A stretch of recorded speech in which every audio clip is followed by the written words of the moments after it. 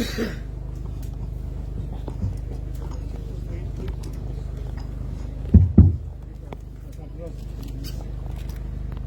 के divisional commissioner, DIG north Kashmir, DC Kupwara, SSP Kupwara, save youth से future foundation के हमारे साथी वजाहत, मुदस्सर, निकात, प्रशासन के जम्मू कश्मीर प्रशासन, सिविल और पुलिस प्रशासन के सभी अधिकारीगण, दर्दपुरा गांव के भाइयों बहनों तथा मीडिया के मित्रों, अभी हमने और आप सबने इन 4 लोगों की जुबानी सुनी है। दर्दपुरा के दर्द को हम सबने सुना है, कुछ महसूस भी किया होगा। यहाँ के बाद गवर्नमेंट डिग्री कॉलेज में भी कार्यक्रम है, तो विस्तार से मैं वहीं बताऊंगा, लेकिन 2-3 बातें मैं कहना चाहता हूं। आज से तकरीबन 2024 में कुछ ऐसे परिवारों से मैं राजभवन श्रीनगर में मिला था। सेव यूथ से फ्यूचर फाउंडेशन के साथियों ने ऐसे 100-125 फैमिलीज को श्रीनगर बुलाया था। प्रारंभिक बातचीत में मुझे समझ में आया कि किसी एक व्यक्ति को आतंकवादियों ने शिकार बनाया, उनकी जान चली गई। उसके परिजनों में से किसी एक को सरकारी नौकरी मिल गई, बाकी जो बच्चे थे और बाकी उनकी पत्नी या बाकी लोग, जिसको नौकरी मिली उसकी शादी हो गई, वो अपने बीवी बच्चों के साथ अलग हो गया, बाकी बच्चों को बड़ी कठिनाई है। तो मैं सोच रहा था कैसे इन लोगों की मदद की जाए। इस पर चर्चा भी हुई, कुछ लोगों से बात भी हुई कि इनके रिहेबिलिटेशन के लिए क्या किया जाए। एक योजना बनी थी, देश के विभिन्न हिस्सों में काम करने वाली सामाजिक संस्थाओं से एक आग्रह किया गया था और ये सोचा गया था कि डिस्ट्रिक्ट वाइज ऐसे फैमिलीज के रिहेबिलिटेशन का एक प्लान बनाकर उसे मुकम्मल किया जाएगा।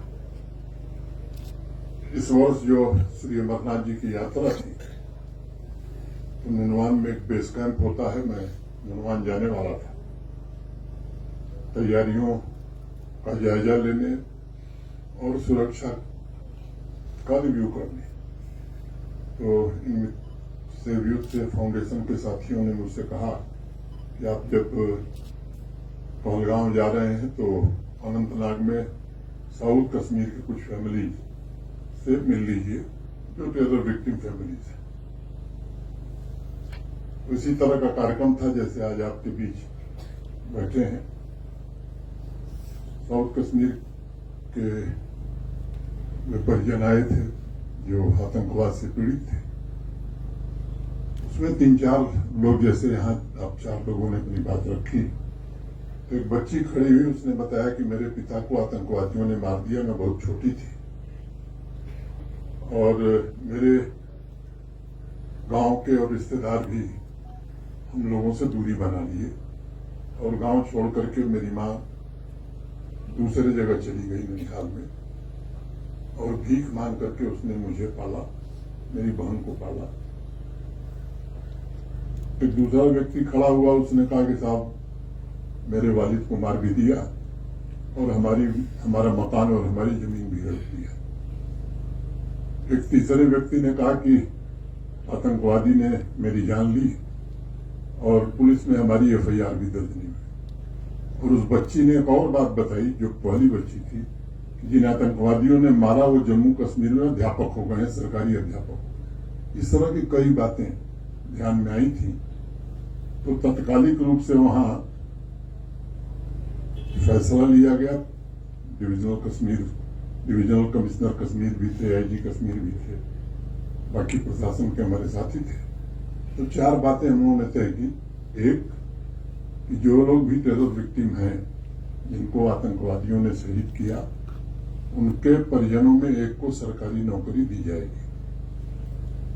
जो भी रिलैक्सेशन देना होगा वो दे करके दिया जाएगा। दूसरा, अगर एफआईआर नहीं हुई है तो एफआईआर करा के दोषियों को दंडित कराने का प्रयास किया जाएगा। यद्यपि मामले बड़े पुराने हो गए हैं, साक्ष्य जुटाना पुलिस के लिए भी कठिन काम होगा। तीसरा, अगर प्रॉपर्टी जब्त कर आतंकवादियों ने ले ली है तो उसे मुक्त करा करके परिजनों को वापस करा दी जाएगी। और चौथी एक बात तय की गई थी कि टेरर विक्टिम फैमिली से नौकरी तो एक ही को मिलेगी, लेकिन अगर कुछ लोग सेल्फ एम्प्लॉयमेंट के लिए आगे आना चाहते हैं तो उन्हें आर्थिक मदद और हैंड होल्डिंग करा करके उनको एंटरप्रेन्योर बनाना हो या कुछ और काम कराना हो तो वो भी किया जाएगा। श्रीनगर पहुंचने के बाद chief secretary, DGP, home secretary, प्रशासन के वरिष्ठ अधिकारियों के साथ बैठ करके कैसे इसको आगे ले जाना है इसका फैसला हुआ और अब तक 247 लोगों को अपॉइंटमेंट लेटर दिए जा चुके हैं। पोर्टल भी बन गया है, एप्लीकेशंस बहुत आ रही हैं, तो उसमें जो टेरर विक्टिम हैं उनकी भी आ रही है और जिन्होंने टेरर फैलाया उनकी भी आ रही है। तो ये मैं यहाँ जोर देकर के कहना चाहता हूँ कि टेरर विक्टिम कोई भी नहीं छूटेगा जिसको सरकारी नौकरी न मिले या जिसकी मदद न हो, लेकिन जिन्होंने टेरर फैलाया उनको मैं नहीं समझता हूं कि किसी मदद की दरकार है, जिन्होंने बेगुनाह लोगों की जान ली।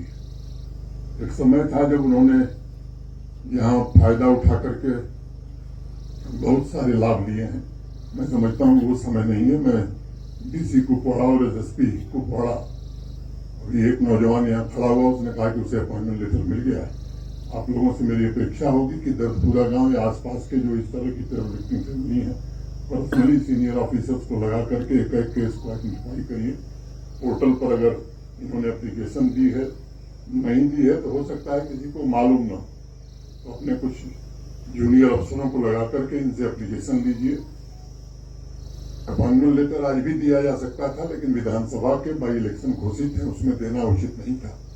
मैं आपको आश्वस्त करता हूं कि चुनाव जीतने के 10 दिन बाद, मैंने काउंटिंग के 10-15 दिन के अंदर जो भी एलिजिबल लोग हैं टेरर विक्टिम फैमिली के, उनको सरकारी नौकरी और जो बाकी सहायता है वो दे दी जाएगी। एक और फैसला मैंने किया है, हमने ये सेलिंग में कुपवाड़ा जिले के 28 लोगों के घर तबाह हुए थे। एक केरल की संस्था है, उसने बीच में हमसे संपर्क किया था और उसने तय किया है कि ऐसे लोग जिनके घर सेलिंग में बर्बाद हुए उनका घर बना करके वो देंगे। लगभग 9 लाख रुपए में 3 कमरे का घर बनेगा। तो ये सुविधा टेरर विक्टिम फैमिली को भी, जिनके पास अपनी जमीन होगी, उनकी सूची बना करके उनके घर भी बनवा दिए जाएंगे ताकि वो सम्मानपूर्वक रहे। इससे ज्यादा मुझे कुछ कहने की जरूरत नहीं है। मैं आप लोगों का शुक्रगुजार हूं और खुद शर्मिंदा हूं कि मुझे 5 साल के बाद ये बात पता लगी, 4.5 साल बाद, कि ऐसा गांव भी है जहां इस तरह से पीड़ित लोग रहते हैं। आगे के कार्यक्रम में मैं विस्तार से अपनी बात रखूंगा। मैं आभारी हूं और आपको आश्वस्त करता हूं कि आपके साथ जम्मू कश्मीर प्रशासन खड़ा है और डीसी और एसएसपी कुपवाड़ा की जिम्मेदारी होगी कि इस काम को तात्कालिक रूप से करके प्रस्ताव जीएडी को भेज दें, जिससे हम जल्द से जल्द इस काम को खत्म कर सकें। Thank you.